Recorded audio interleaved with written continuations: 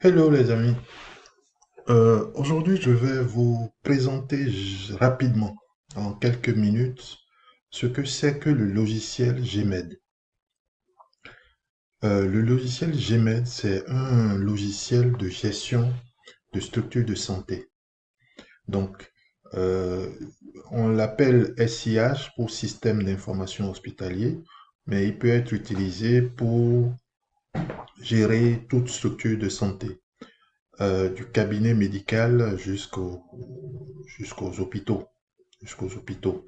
Il y a des hôpitaux qui l'utilisent aujourd'hui en Afrique, qui ont plusieurs centaines de lits et qui l'utilisent de manière quotidienne depuis plusieurs années. Donc, le principe général de fonctionnement du logiciel est celui-ci. C'est un logiciel web. Euh, Quand on dit logiciel web, ça ne veut pas dire que c'est un logiciel qui se trouve sur le web. C'est juste la particularité, c'est que pour l'utiliser, on utilise un navigateur web. Donc c'est un logiciel qui peut s'installer au sein de l'établissement, donc sur une machine au sein de l'établissement qui veut l'utiliser. Et en réseau local, toutes les personnes vont l'utiliser. Donc, on n'a pas besoin d'avoir une connexion Internet ou bien d'avoir les données de patients hébergées sur un serveur quelque part qu'on ne connaît pas. Donc, les données, les informations peuvent être dans l'établissement et ne vont pas sortir de l'établissement si c'est le choix qui a été fait. Maintenant, si c'est une petite clinique ou bien si c'est une clinique privée qui ne voudrait pas gérer la partie informatique en interne, nous avons la possibilité d'héberger son logiciel sur nos serveurs de manière tout à fait sécurisée, en garantissant, en donnant toutes les garanties possibles. Donc voilà en gros le principe de fonctionnement.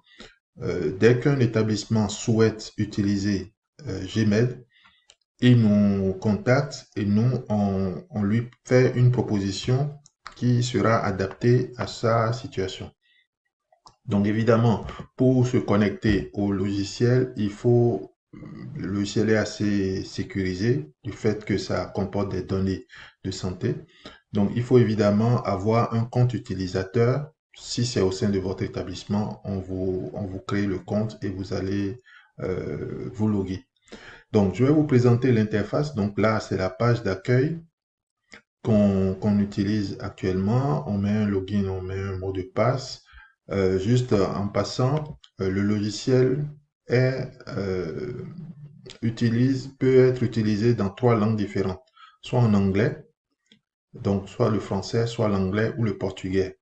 Pour les pays que nous couvrons actuellement, c'est pour ça qu'on les a intégrés. Maintenant, si quelqu'un veut le Yoruba, on peut toujours implémenter la langue qui est souhaitée. Donc, aujourd'hui, on a des clients pour ces trois langues. C'est pourquoi ces trois langues sont implémentées dans le logiciel. Donc, lorsqu'on se connecte, on arrive sur l'interface. Donc, actuellement, l'interface que j'ai là est l'interface d'administrateur. Donc, il y a plusieurs modules qui sont affichés. Les modules sont les menus qui sont en haut là. Il faut savoir que selon la personne qui s'est connectée, il peut avoir un seul module ou plusieurs modules. Donc, cela se gère par les profils utilisateurs. Je vais parler directement de ça pour vous montrer la différence entre les autres logiciels. C'est-à-dire, dans ce logiciel, selon le profil qu'on a attribué à l'utilisateur, il pourra voir ou travailler dans un ou plusieurs modules. Donc, c'est parce que moi, j'ai un profil administrateur que j'ai accès à plusieurs autres modules. Donc, la création des modules, elle est très simple parce que toutes les fonctionnalités qui sont dans le logiciel sont déclinées sous forme de fonctions, de liens ici. Et quand on veut modifier un profil, c'est juste cocher ce que la personne peut faire. On met un nom au profil et on dit ce que la personne peut faire dans le logiciel pour créer le profil. Et dès que le profil est créé, dès qu'on crée l'utilisateur, dès qu'on fait ajout utilisateur, donc là, on pourra choisir le profil. Si par exemple, là, on a le profil, si j'avais créé un profil, j'allais le voir là directement. Donc, c'est pas ce qu'on veut faire, je veux juste montrer les fonctionnalités. Donc, on a profil, on a la gestion des utilisateurs. Évidemment, on a la partie qui permet de configurer la structure de santé.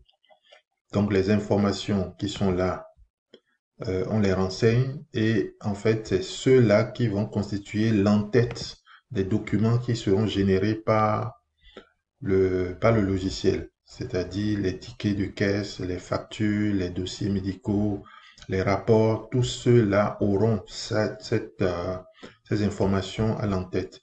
Et le logo de la clinique, c'est aussi facile de le modifier. Il suffit d'aller chercher une autre image et de le remplacer et le logo est remplacé. Pour tout ce qui concerne la partie pied de page des documents, c'est les informations supplémentaires. Donc, on les modifie également de la manière la plus simple possible. Et après ça, nous, on gère les structures, on gère la structure. Donc, le découpage de la structure, c'est aussi facile à implémenter, quelle que soit la structure. On gère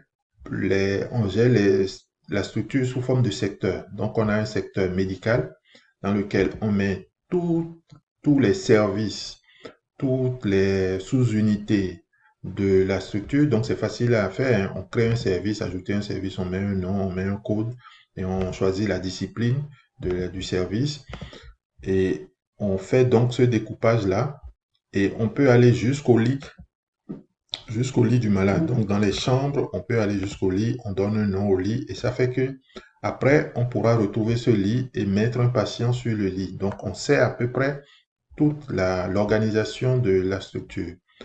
On gère également les équipements. Bon, ici, il n'y a aucun équipement, mais on peut gérer les équipements et dire dans quel service ils ont été attribués. Et ça permet de faire un suivi et de faire les comptes, la maintenance, de renseigner la maintenance de ces équipements. Donc ça, c'est ce qui concerne la structure elle-même. Je ne vais pas pouvoir détailler chaque module comme ça, mais c'est pour vous dire. Je vais aller peut-être dans le module de gestion de stock. La gestion de stock permet de gérer les stocks de l'établissement. Donc, on crée un magasin et dans le magasin, on peut mettre autant de stocks. On peut créer plusieurs magasins dans l'établissement. On gère les produits. Cette liste-là, c'est chaque structure qui le définit. C'est un fichier Excel qui permet de charger cette liste de produits. Donc, on peut ajouter un à un les produits, mais on peut également ajouter le produit par un fichier, les produits par un fichier. Et après, dans la gestion de stock, on gère les magasins. S'il y a des produits ici, j'ai pas encore renseigné, j'ai pas encore fait d'entrée. On fait des entrées. Oui, il y a quelques entrées là. Donc, vous voyez, on peut gérer, on sait le nombre de boîtes qui restent et la mise à jour du stock se fait de manière automatique quand on fait des sorties. Et en définissant un stock, on peut dire que c'est destiné à la vente et automatiquement, les caissiers qui voient ce stock, les caissiers qui veulent vendre les produits, c'est les produits pharmaceutiques, les caissiers qui veulent vendre des produits, voient en temps réel les, le, le nombre de produits qui restent pour chaque unité. Donc, à part ça, on a donc le module statistique. Bon, on définit plusieurs choses. Ici, il n'y a pas beaucoup de données, sinon, voilà, on n'a pas. C'est une installation fraîche. Donc, le module facture qui permet de gérer les caisses, les transferts, en tout cas tout ce qui concerne la facturation, les assurances, là où on configure les assurances, aucune n'est configurée. On gère les factures, on peut faire les données de vente, faire des requêtes sur les données de vente, gérer les remboursements, savoir les recettes, gérer les exercices comptables, etc., etc. Ici, c'est le dossier, le module de gestion des données administratives du malade. On peut chercher des malades par recherche active comme ça, mais on peut aussi passer par une recherche classique en mettant le nom et en faisant une recherche bien plus complète qui complète les informations selon les d'autres informations. On peut faire la recherche selon d'autres informations. Donc, les dossiers médicaux se trouvent ici. Donc, ici, j'aime pas beaucoup de données. Donc, je vais revenir après sur dans une vidéo sur la gestion du dossier médical et les prescriptions. Les mouvements, ça permet de connaître les hospitalisations, savoir qui est hospitalisé ici, j'ai pas de patient hospitalisé, où il est hospitalisé, dans quel service, gérer les consultations, s'il y avait des consultations, on allait le voir, il n'y en a pas, je vais voir, donc il n'y a pas. Sinon, à partir de là, on a le dossier médical, on peut accéder directement au dossier médical. Ça, c'est le tableau de suivi, le tableau de bord des médecins en consultation. Ça permet de gérer et d'aller au dossier médical, de faire les prescriptions, de renseigner les constantes, etc., etc. Donc, c'est un logiciel assez complet.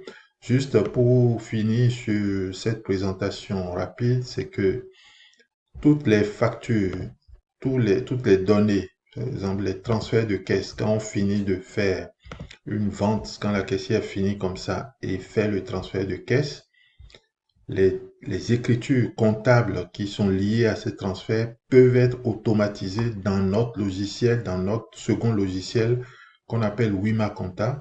Et ça permet de dégager du temps pour le comptable pour qu'il ne repasse pas les écritures à la main. Les écritures sont assez professionnalisées et sont automatisées.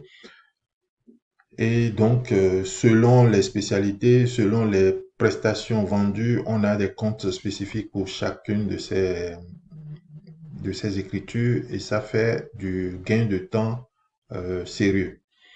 Donc, je vais m'arrêter là et il y aura d'autres vidéos pour aller plus en profondeur sur chaque module, sur chaque fonctionnalité et on se revoit très bientôt. À bientôt. Merci.